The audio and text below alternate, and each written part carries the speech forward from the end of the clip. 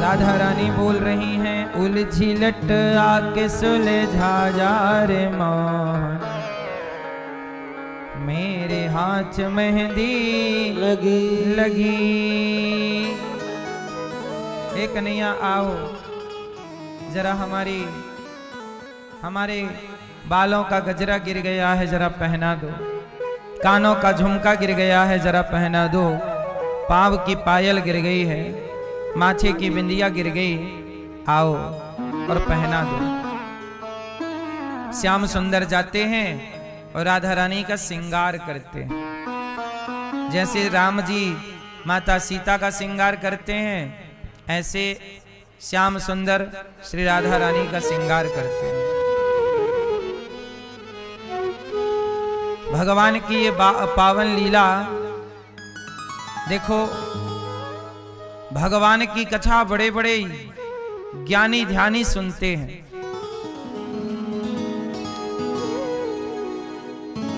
लेकिन कुछ भगवान की कथाएं कामी क्रोधी लोभी भोगी लोग भी सुनते हैं।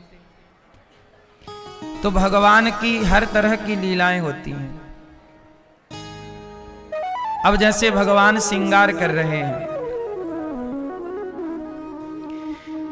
तो ये कथा कौन सुनेगा?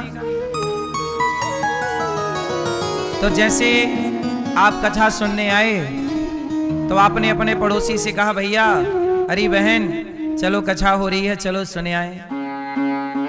तो उसने कहा कि देखो कथा में तो ज्ञान की बातें हैं, भक्ति की बातें हैं, त्याग की बातें हैं, लेकिन हम तो देखो अपनी पत्नी से बहुत प्यार करते हैं, अपने पति से बहुत प्यार करते हैं, और हम अपनी पत्नी और पति के साथ ही समय बिताना चाहते हैं, हम कथा में नहीं जाते। तो आप उनको कह सकते हैं कि सुनो, पति पत्नी का जो प्रेम है,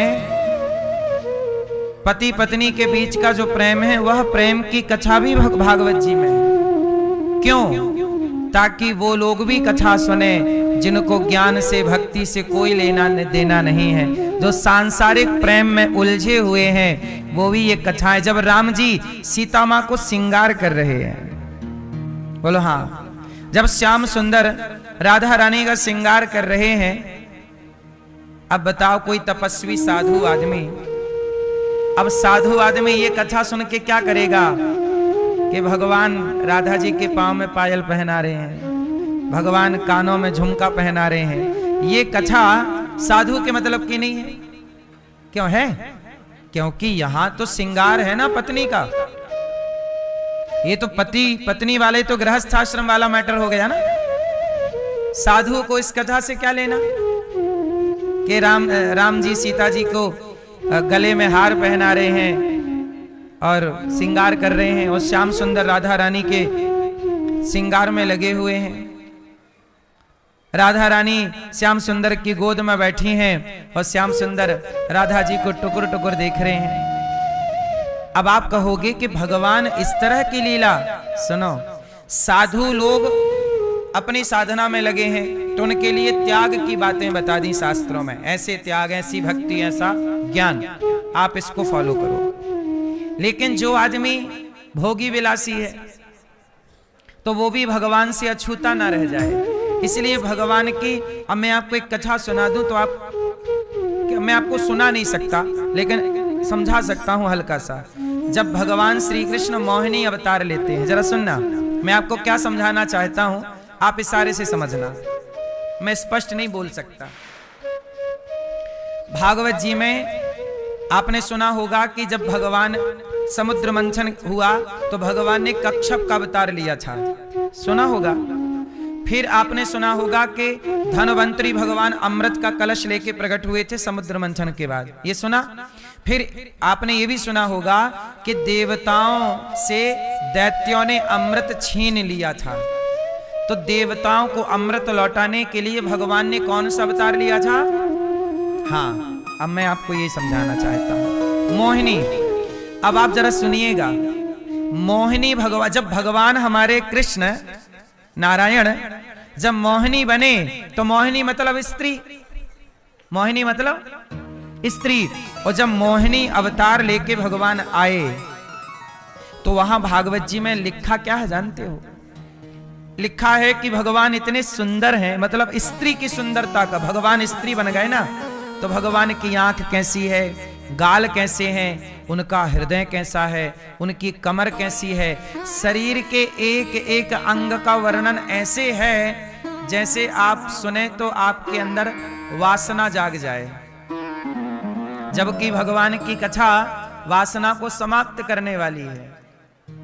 भगवान की कथा वासना को, काम को नष्ट करने वाली है। लेकिन भगवान के अंग का ऐसा वर्णन किया, क्यों किया?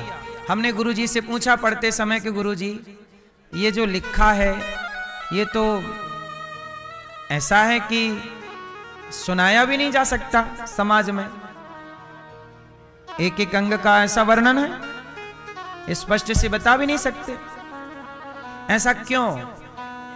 तब गुरुजी ने कहा कि बेटा भगवान की कथा सब लोग सुने।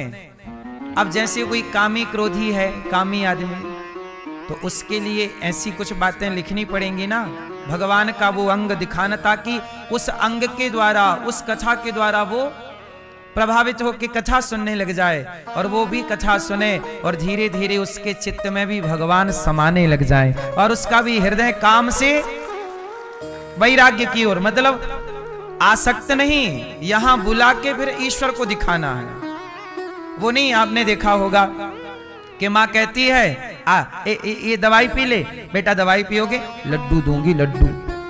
तो लड्डू रख लेती है सामने, ये लड्डू, पहले दवाई, मुंह खोला, कड़वी दवाई पिला दी, और कड़वी दवाई के बाद मुंह पे लड्डू ठूंस दिया, ले। तो वो रो नहीं पाया, वरना वो रोता। बोला हाँ, तो उद्देश्य लड्डू देना नहीं था, माँ का उद्देश्य लड्डू देना था ही नहीं, उद्देश्य था दवाई पिलाना। तो ऐसी लीला भगवान करते हैं, तो ऐसी लीला करना उद्देश्य नहीं है, ऐसी लीलाओं के द्वारा समाज के उन लोगों को भी खींचना है। अब जो वैश्याएं हैं, चाहे पुरुष या स्त्री, जिनका मन वैश्याओं में लगता है, या जो पुरुष भी वैश्या बन गए हैं, जो गलत रास्ता पकड़ गए, उन लोगों के लिए भी थोड़ा सा यहां है कि भाई आओ, भगवान का ये भी स्वरूप सुनो, श्रृंगार सुनो, तुम्हारे मतलब का मैटर है यहाँ। तो इसी बहाने ये आएंगे, और यदि धीरे से बात अच्छी लग गई तो ये गलत काम छोड़ के सदा सदा के लिए सत्संग में रम जाएंगे, भगवान में रम जाएंगे। तो इसलिए सब तरह की बातें हैं। अब कुछ लोग ये पूरा मैटर नहीं जानते, तो वो क्या समझते, अरे भागवत जी में ऐसा लिखा है, अरे रामायण में ऐसा लिखा है, अरे भगवान ऐसा करते हैं, है ना? अब देखो तुम पूरा नहीं समझते, तो आप इतनी सी बात सुन के, तो आज वही है कि श्याम सुंदर श्री राधा रानी का श्रृंगार कर रहे हैं। आगे आप सुनेंगे कि भगवान श्री कृष्ण गोपियों के संग रास रचा रहे हैं, है ना? गोपियों के संग क्या रचा रहे हैं? रास। तो अब आजकल के लड़के लड़कियां हैं, ये लोग भी कहते हैं चलो जी रास रचाएं। अब ये लोग रास मतलब वही काम वासना को समझ बैठे हैं कि ये विषय भोग विलास को ही वो रास समझ बैठे हैं। बोलो हाँ कि ना?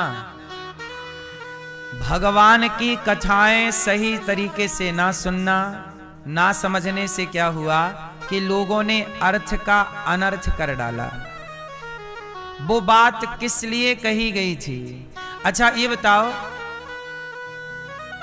मैं आपसे कहूं कि बीड़ी पियो, तो ये बात सही है कि गलत है? बोलो, गलत है ना?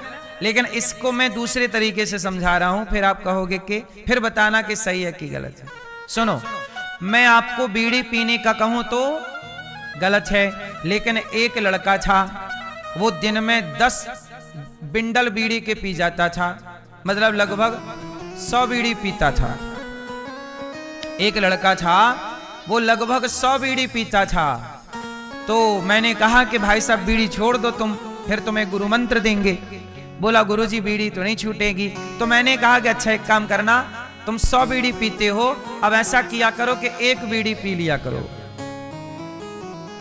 एक बीड़ी। तो अब बताओ मेरी बात सही है कि गलत है? हैं? क्यों? अभी मैंने कहा कि बीड़ी पी लिया करो तो आपने कहा गलत है, और अब मैंने कहा बीड़ी पी लिया कर तो आप कह रहे हो सही है। बात वही है। परिस्थिति बदल गई। बात वही है पर सिचुएशन, परिस्थिति मायने रखती है कि वो बात क्या कहना चाहती है। इसलिए शास्त्र कहां पर क्या कहना चाहते हैं, ये उस परिस्थिति को देखकर निर्णय लिया जाएगा कि कौन सी बात कहां के लिए क्यों कही गई है। आप लोग कई बार प्रमाण मान लेते, नहीं जी ये कहा है मतलब ये देखो ये लिखा। अब वो किसको कही गई, क्यों कही गई, कहां कही गई, किस परिस्थिति पर कही गई, ये भी तो विचार का विषय है।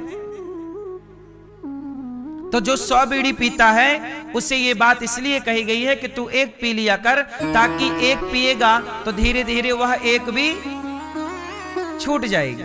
इसका मतलब ये नहीं है कि मैं आदेश दे रहा हूं कि एक बीड़ी तो पीनी ही चाहिए, वरना अब इसे आधा कोई सुने तो कहे ली गुरुजी ने कहा कि एक बीड़ी पीनी चाहिए, तो ना पीने वाला भी शुरू कर दे, तो वो बात का अर्थ का अनर्थ हो गया। क्यों भैया?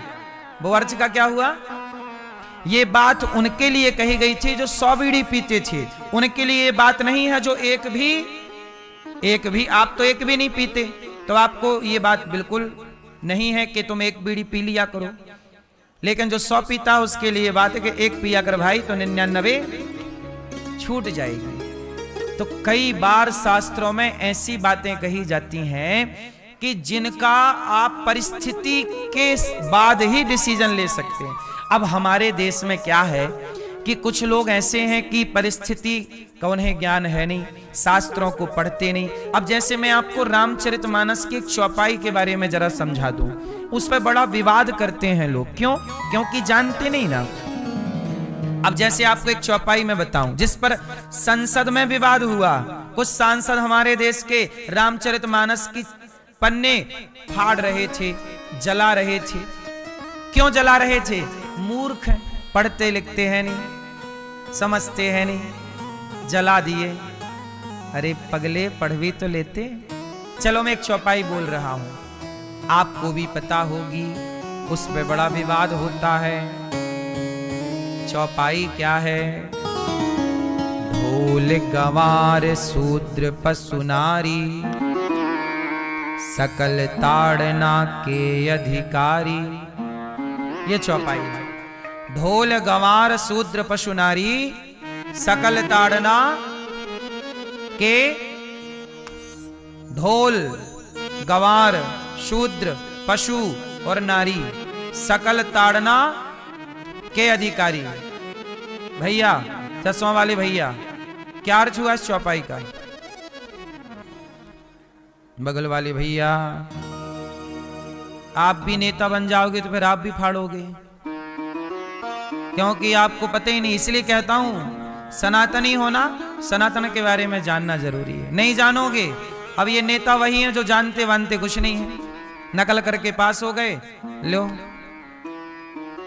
फाड़ रहे हैं। आप भैया बताओ।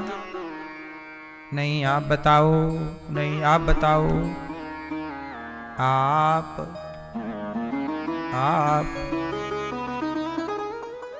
भैया, हम न बते भी, काहे न बते हो? भैया तुमने बते हो? बताओ।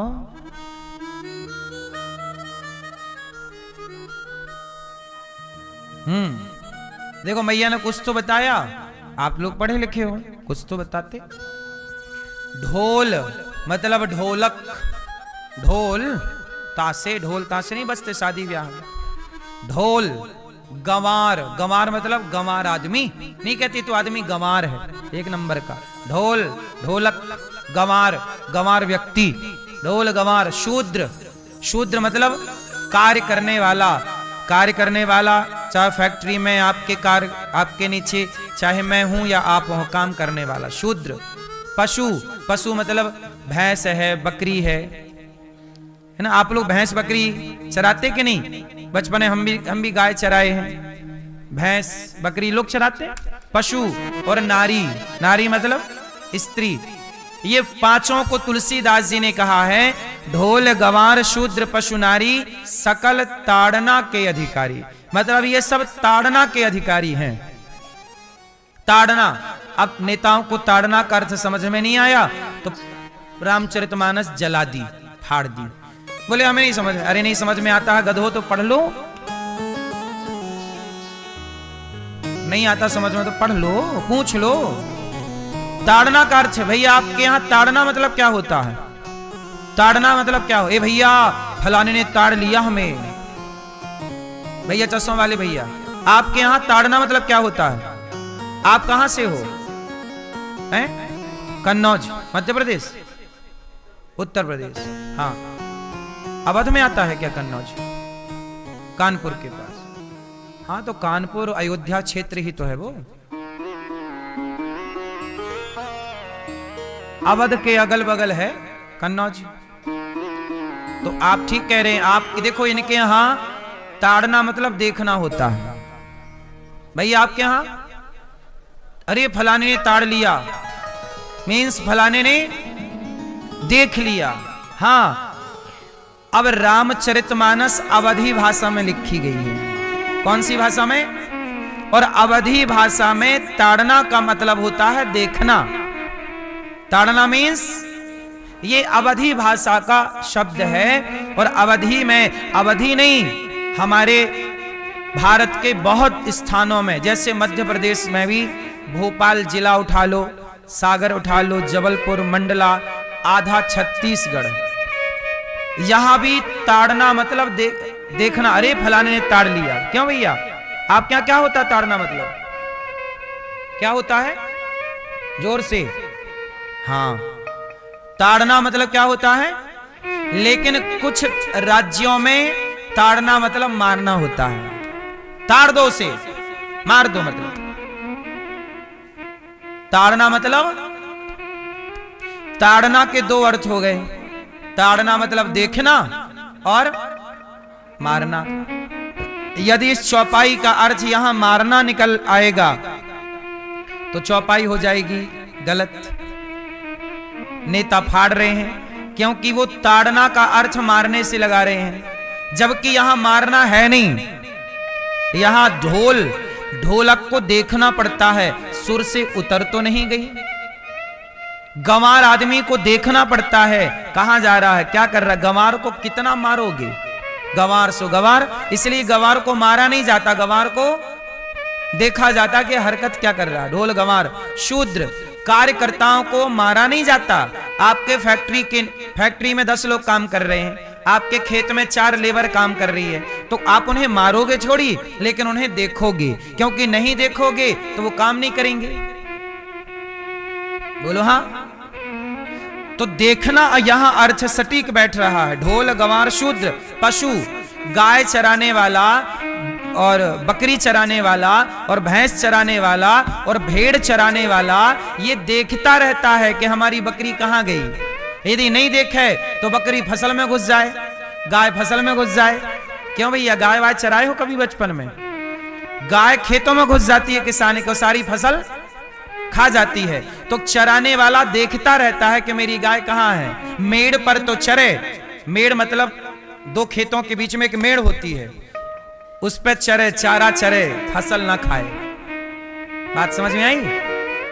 तो देखना अर्थ है, मारना अर्थ।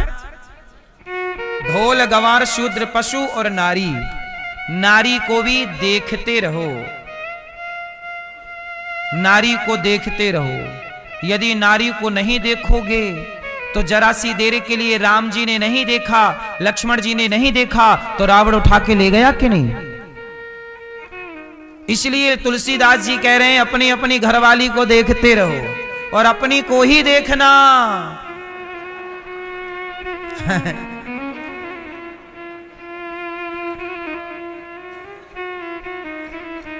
आप काहे हंस गए? अपनी को ही देखना, पड़ोसन को नहीं। ताकते रहते तुझको सांझ सवेरे, ये भूल जाओ। क्यों मैया, आपके पति आपको देखते हैं कि नहीं? नहीं नहीं देखते? देखते हैं।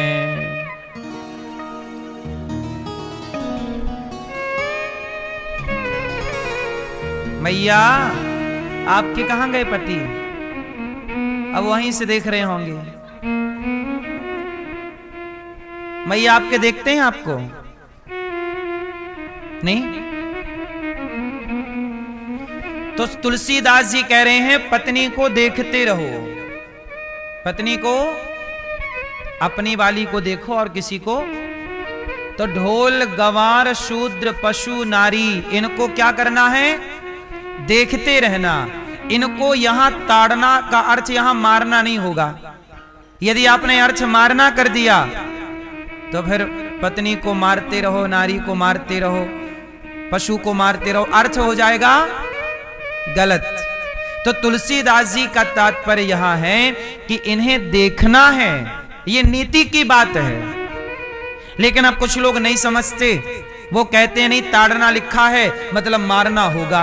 अरे ताड़ना मतलब यदि मारना है कहीं अर्थ, तो ताड़ना मतलब देखना भी है। और जिस भाषा में रामचरितमानस लिखी है उस भाषा पे जाना पड़ेगा आपको, और अवधि में देखना होता है।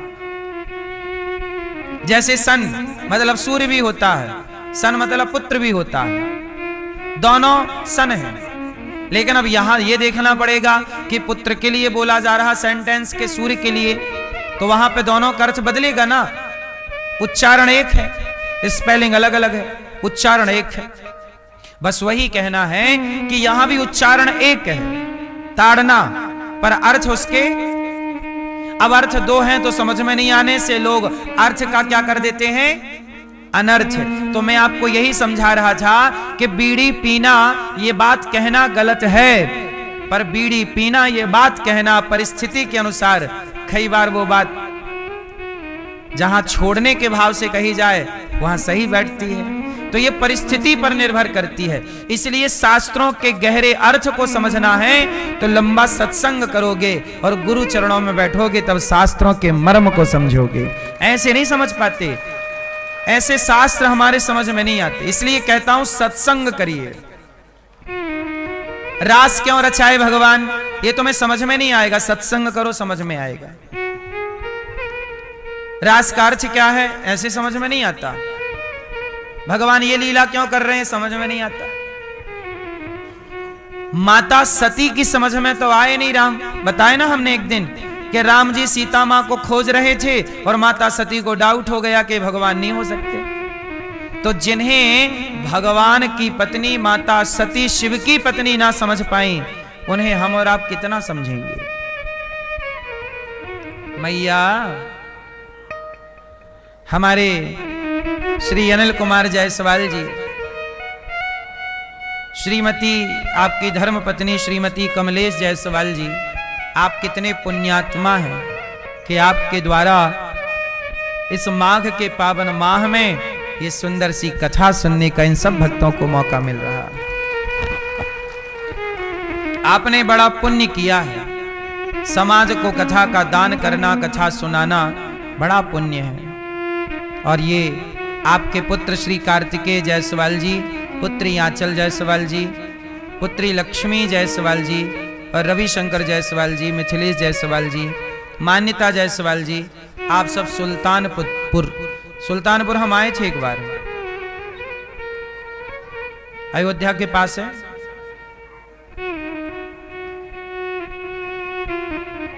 सुल्तानपुर किसकी लव की नगरी है कि कुश है? कुश, कुश, लव कुश जो भगवान राम के पुत्र हुए हैं, कुश की नगरी है सुल्तानपुर। अब ये सुल्तानपुर नाम तो सब देखो मुगलों ने रखे हैं, है ना। हमारे गांव, हमारे भारत में काहे का सुल्तानपुर, तो नाम तो हमारे यहां उसका अभी नया नाम क्या चल रहा है? कुश, कुशनगर, कुश भवनपुर, ठीक है। तो ये बड़ी अच्छी बात है कि वह कुश जी की नगरी है, मतलब ये राम की नगरी है एक तरह से, राम के पुत्र। साथ ही हमारे श्री रामकृष्ण राज जी, इनकी मौसी सविता मरकाम जी और भाई दीप मरकाम जी कोरबा छत्तीसगढ़ से आप पधारे हैं और आप भी अपने पितरों के कल्याणार्थ भागवत की सुंदर सी कथा का आयोजन करा रहे हैं। सब पर कृपा हुई भागवत जी की, आपके एक प्रयास से सबको भागवत सुनने को मिल गई। आपके पूर्वज तो सब तृप्त होंगे ही, इन सबको सुनाने का भी पुण्य आपको मिलेगा। कल आपने सुना कि भगवान कृष्ण प्रकट हो गए। कहां प्रकट हुए? मथुरा में, देवकी मां के यहां, वसुदेव जी के यहां। वसुदेव जी भगवान को लेकर चले, जेल के ताले पहरेदार सब बंधन से मुक्त हो गए। वसुदेव जी आजाद होके चल पड़े। देखो, भगवान को लिए तो हर बंधन से मुक्त हो गए। यही जीवन का सार है कि जो अपने चित्त में, अपने हृदय में भगवान को स्थापित करता है, वह संसार के हर बंधन से मुक्त हो जाता है। भगवान की कथा बंधन से मुक्त करने वाली है। भगवान की कथा किससे मुक्त करती है? बंधन से। यदि बंधन से मुक्त होना है तो भगवान का आश्रय लीजिए। अब भगवान का उत्सव चालू हो गया ब्रज में। पूतना मौसी आ गई।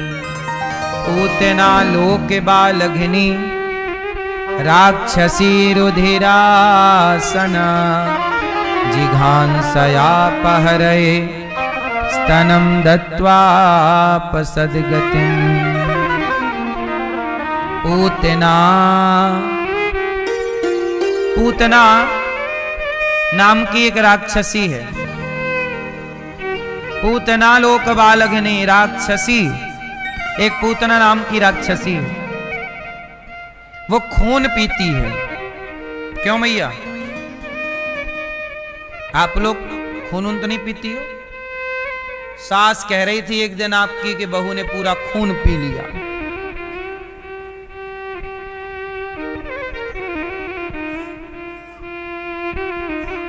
क्यों मैया? आपका खून बहू तो नहीं पी गई?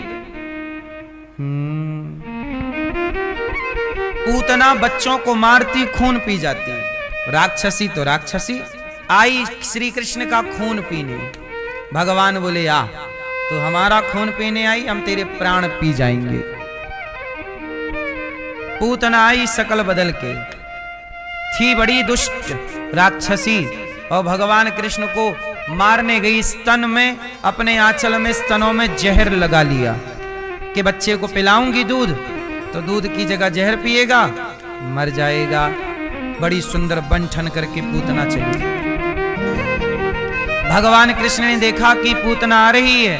देखते ही भगवान ने आंखें मूंद ली, हम नहीं देखेंगे तुझे। क्यों? तेरी शकल बहुत अच्छी है पर तेरा मन बहुत बुरा है। और भगवान कहते हैं कि जिसका तन बहुत सुंदर हो पर मन गंदा हो, हम उसे नहीं देखते। भगवान किसे देखते हैं? सुंदर तन वाले को कि सुंदर मन वाले को? किसे देखते हैं? किसे देखते हैं?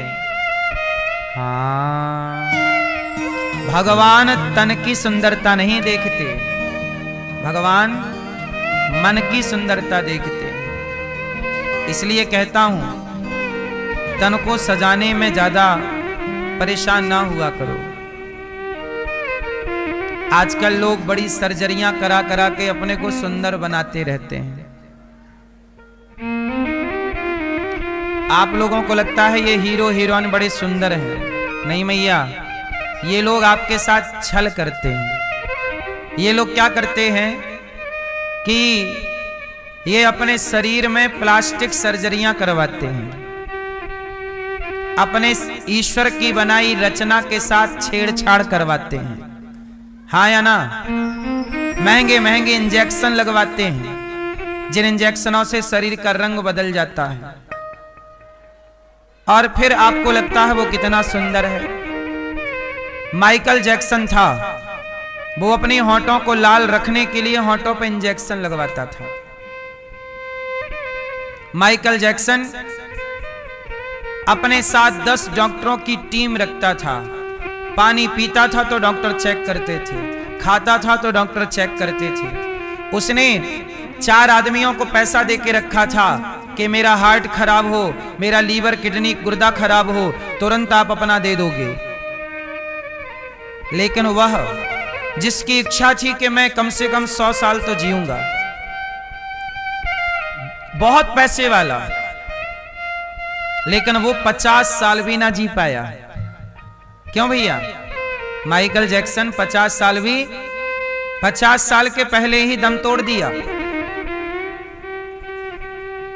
और हमारे गांव का मजदूर जो माटी खोदता है वो 80 साल का है, जो एक भी महंगी दवाइयों का प्रयोग नहीं करता। बोलो हाँ। इसका मतलब है कि ईश्वर ने हमें, जैसा हम योग करें, हम क्या करें? रोज आप लोग रोज आधा घंटा अपने को दिया करो। यदि आप रोज योग करेंगे तो आप लंबे समय तक जवान रहेंगे, और जब मरेंगे तो गहरी गंभीर बीमारियों से नहीं मरेंगे।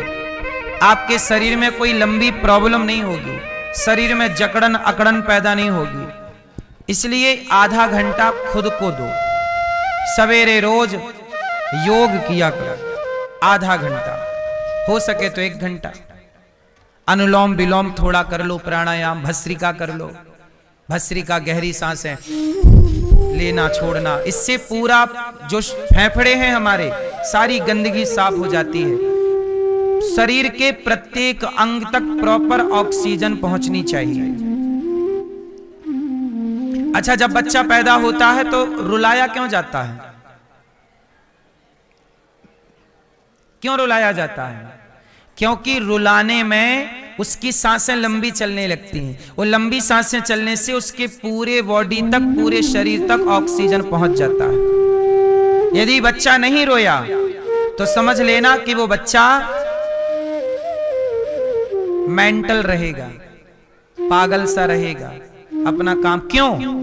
क्योंकि जितनी देर वो नहीं रोया, इतनी देर में हमारे मस्तिष्क में ऑक्सीजन नहीं पहुंची, और ना पहुंचने से इतनी देर में तो बहुत सारा सिस्टम बिगड़ गया, डैमेज हो गया ना।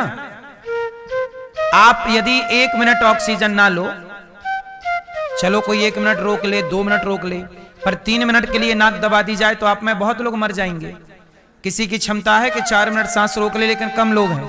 लेकिन हम लोग, मैं भी 4 मिनट के अंदर मर जाऊंगा यदि सांस 4 मिनट के लिए रोक दी जाए। 3 मिनट में ही मर जाऊंगा। बोलो हाँ। ऐसे ही बच्चा जब नहीं रोता तो उसके ऑक्सीजन जानी बंद हो जाती है। तो उतनी देर में यदि 1 मिनट भी नहीं रोया तो 1 मिनट में ये समझिए कि उसका सिस्टम मरने लग जाता है, मस्तिष्क का, जिससे हम चलते हैं फिरते हैं। चलने का अलग सिस्टम बनाया है ना ईश्वर ने। यदि वो सब नसें ऑक्सीजन तक नहीं पहुंचा तो चोक हो गई, फिर बच्चा चल नहीं पाता, कोई बच्चा ये नहीं कर पा रहा, कोई बच्चा वो नहीं कर पा रहा। इसलिए तुरंत उसे रुलाया जाता है, रो रो रो, ताकि रोएगा तो वो लंबी सांसें लेगा और पूरा ऑक्सीजन। इसका मतलब ये है कि बच्चा जन्म लेता है तो रोना एक योग है, रोना एक प्रकार का, क्योंकि उस समय वो कोई दूसरा योग तो कर नहीं सकता। इसलिए डॉक्टर उसे उल्टा पांव पकड़ लेता है और लटका देता उल्टा। बोलो हाँ। कैसे भी करके उससे रुलाया जाता, पीठ पे ऐसे मारा जाता है, ऐसे ऐसे ठोका जाता, रोए जैसे तैसे, रोएगा मतलब स्वस्थ है, सब ठीक है। नहीं रोया खतरा है उससे। बोलो हाँ। समझो ना कितना बड़ा विज्ञान है। इसलिए आपके शरीर में प्रॉपर ऑक्सीजन जानी चाहिए। जैसे आप सामान्य सांसें लेते हो, आप लोग बैठे हो ना यहाँ, आपकी सांस चल रही है धीरे धीरे, इतनी सांसों में आप जिंदा रह सकते हैं। लेकिन आपके बुद्धिजीवी होने के लिए और एनर्जेटिक होने के लिए आपको सांसें ज्यादा चाहिए। इसके लिए योग किया करो, सूर्य नमस्कार, प्राणायाम, मैया सुन के सिर ना हिलाना, करना ताकि स्वस्थ रहो, वरना डॉक्टरों के पास बैठी रहोगी रुपया लिए, भैया लगा दो एक। सबको करना चाहिए। तो आज से कितने लोग मेरी बात को मान के योग करेंगे, अपने पर ध्यान देंगे? करोगे? मैया आप नहीं करोगी? मैया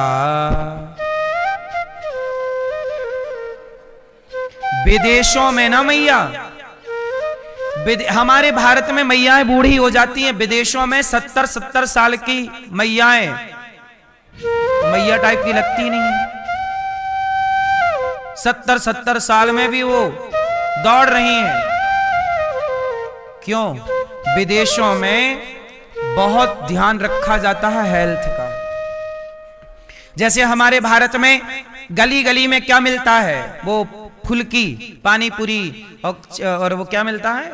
चाउमीन, पिज्जा, बर्गर, ये नहीं मिलता गली गली हमारे भारत में। विदेशों में गली गली क्या, विदेशों में गली गली वैसे कुछ मिलता नहीं है, लेकिन जहां शॉप होती है ना, वहां सैलेड मिलता है, सलाद। समझो जरा, हम लोग पानी पूरी खाते हैं गली कूचे में, और विदेशों में क्या मिलता है? विदेशों में लोग सलाद खाते हैं। भाई साहब जरा देना। तो जैसे हम लोग पानी पूरी खाते हैं ना, वहां पानी पूरी नहीं खाते ज्यादा, चाउमीन पिज्जा नहीं, सलाद, सलाद ज्यादा। वहां विदेशों में आधा पेट चिकन मांस से, चूंकि वो मांसाहारी है ना सब लोग विदेशों में, आधा तो मांस से पेट भरते हैं, लेकिन आधा सलाद ही खाते हैं। हाँ या ना? आप लोग नहीं जानते, मैं गया हूं, मैंने सब स्टडी की है, देखा है मैंने। आपको ये बात इसलिए बता रहा हूं कि हरा भरा खाओ, सलाद कच्चा ज्यादा खाओ। और वहां के लोग, वहां की स्त्री, वहां के पुरुष आधा घंटा 1 घंटा रोज एक्सरसाइज जरूर करते हैं। 1-1, 1.5 घंटे तो वहां के लोग तैरते हैं, स्विमिंग करते हैं। सबसे बड़ा योग है स्विमिंग करना, तैरना पानी में। पानी की प्राप्ति होगी शरीर को और तैरना। लेकिन हमारे यहां मैया 1-1 घंटा पंचायत करा लो, क्या हुआ इसका? अच्छा, हाँ, अरे राम राम राम राम राम, ऐसा हो गया? अच्छा, हमने तो हम कह ही रहे थे ऐसा होगा। हाँ, तुम्हें अब पता चला? हमें तो पहले से पता था। हाँ, ठीक, ये करवा लो खुरापात बस। योग नहीं करेगी मैया, प्रपंच करा लो, और फिर बाद में कहेगी हाँ यहाँ दर्द है, यहाँ दर्द है, यहाँ। योग करोगी तो सर्वाइकल नहीं होगा, योग करोगी तो सांस की बीमारी नहीं होगी। तो सांस लेने में दिक्कत जा रही है, सांस की बीमारी हो गई है। योग करो मैया, करोगी? योग करना, खाना पीना अच्छा करो। जो व्यक्ति अपना ख्याल नहीं रखता वो भी मूर्ख है। अपना भी तो ख्याल रखो। 50-60 साल में लोगों को अटैक आ रहा है, साइलेंट अटैक आ रहा है। खाए समोसा खा के सो गए तो अटैक आएगा। समोसा तुम खाते हो, समोसा कोई खाने की चीज है? कितनी गंदगी है। समोसा मैदा है, और मैदा भी बासे, कितना पुराना तेल में, कैसे कैसे तेल में बना तुम खाते हो। और भारत के लोग, हद होती है, तुम इतने भुक्कड़, तुम्हारा पेट ही तो नहीं भरता। जहां खड़े हो वहीं पगुराने लगे भैंसा टाइप के, वहीं खाने ऐसे जैसे तुम्हारी मां ने खिलाया ही ना हो कुछ। भूखे प्यासी पैदा हुए हैं, पेट ही नहीं भर रहा भारत के आदमी का। यहां खड़ा तो खा रहा, वहां खड़ा तो खा रहा, वहां गया तो खा रहा, क्या खा रहा पता ही नहीं, बस खाए जा रहा। पेट है कि डस्टबिन है? कुछ भी खाए रहा। पहले चाय पिएगा, फिर आइसक्रीम खा लेगा। पेट कंफ्यूज है कि मैं ठंडा करूं कि गर्म करूं।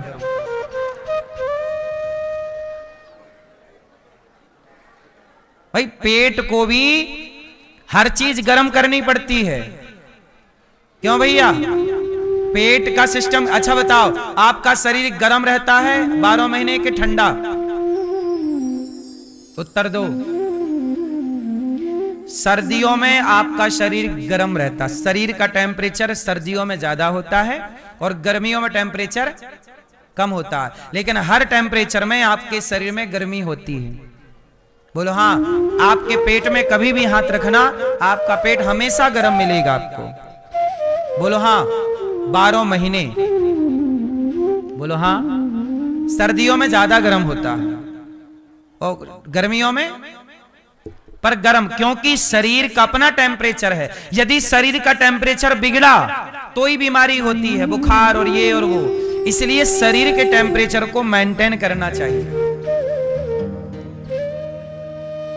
गरम तुमने चाय पी ली, अब जैसे लोग ना भोजन करते हैं और भोजन करने के तुरंत बाद आइसक्रीम खा लेते हैं, पक्का तुम्हें साइलेंट अटैक आएगा, कंफर्म है। भोजन करते ही हमारी जठराग्नि तेज हो जाती है। समझो ना, शरीर में कौन सी अग्नि, विज्ञान समझो, हर चीज का साइंस समझो।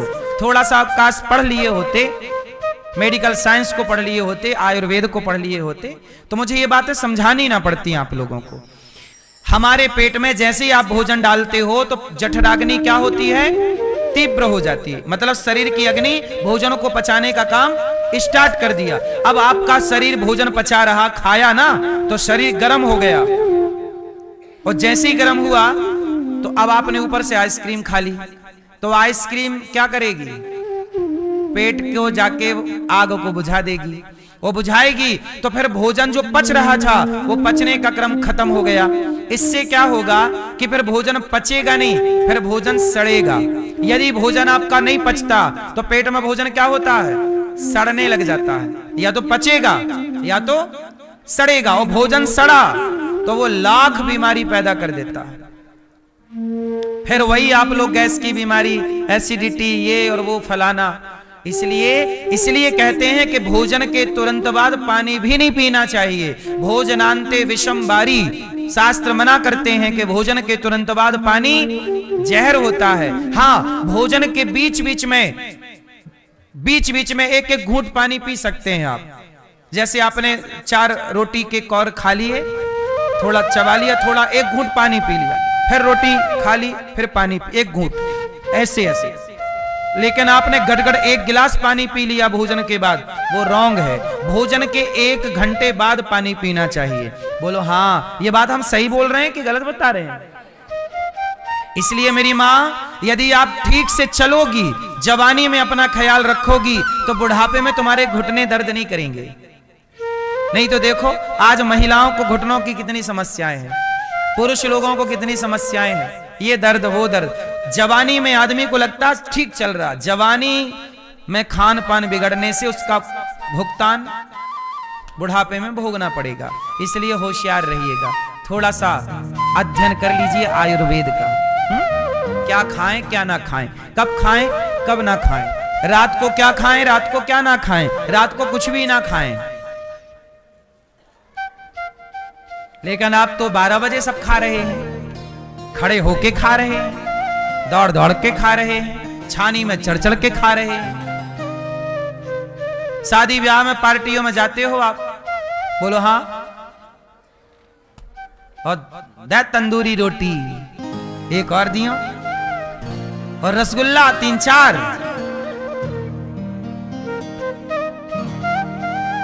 आपके पिताजी वहां बारात में क्यों वो रसगुल्ला काहे का बनता है? अरे खोबा, मावा क्या बोलते हैं, खोया। चलो खोबा समझते हैं, दूध को औंटने से क्या बनता है, हैं? खोवा ही बोलते हैं। तो आप लोग बारातों में ऐसे रसगुल्ले खाते हो जैसे आपके पिताजी खोबा यहां रख के गए हो, है ना? खोबा वो खोबे का नहीं होता। कहां बाजार में खोबा मिलेगा इतना? जहर है ये, जहर। इतना ग्रेवी वाला सब्जी, इतना तेलीय सब्जी, सब जहर खा रहे हो। समय के पहले मरने की तैयारी। आप लोग सेल्फास खाओ या बारात का भोजन खाओ। सेल्फास में एक बार में मर जाओगे, इसमें थोड़ा घुट घुट के मरोगे, थोड़ा स्टाइलिश मरोगे, थोड़ा वीआईपी मृत्यु होगी, है ना? और मरोगे दोनों। वो सेल्फास में थोड़ा क्या ना गांव टाइप का मरना हो गया, और ये थोड़ा शहर टाइप का मरना है। मरना दोनों में, दोनों पॉइजन है। बोलो हाँ है क्या सही बोल रहे हैं?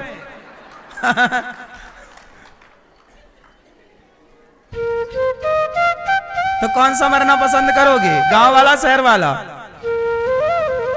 दोनों नहीं मरना। बिंदास अपना भजन करो, सात्विक, जितना सात्विक उतने फिट।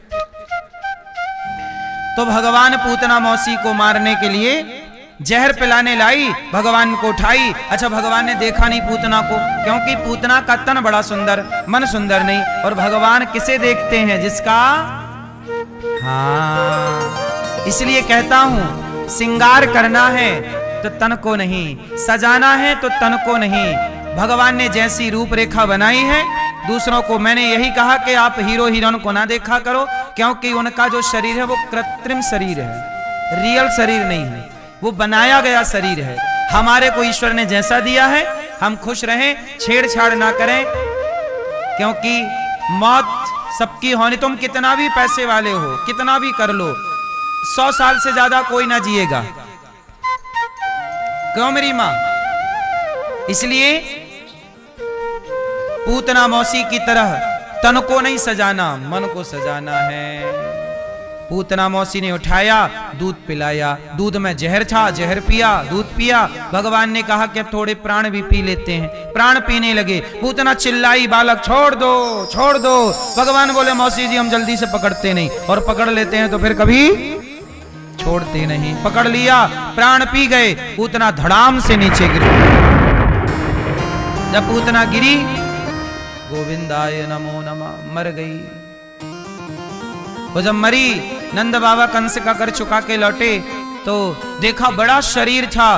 पूतना के शरीर को काट काट के चिता बनाई, ढेर सारी आग लगाई, तो शरीर से सुगंध निकल पड़ी। क्यों? पूतना पापनी तो, अच्छा बता, पूतना पापनी है कि पुण्यात्मा है? जोर से, क्या है? पापी है। कितनी, देखो भगवान को मारने आई, लेकिन पापी पूतना को, पापनी इस पूतना को भगवान ने, चूंकि भगवान के करीब आई, भगवान का स्पर्श किया, तो जैसे लोहा पारस का स्पर्श कर ले तो लोहा सदा के लिए सोना हो जाता है, ऐसे पापी से पापी भी यदि भगवान के सन्मुख आ जाए तो वह परम पुण्यात्मा हो जाता है।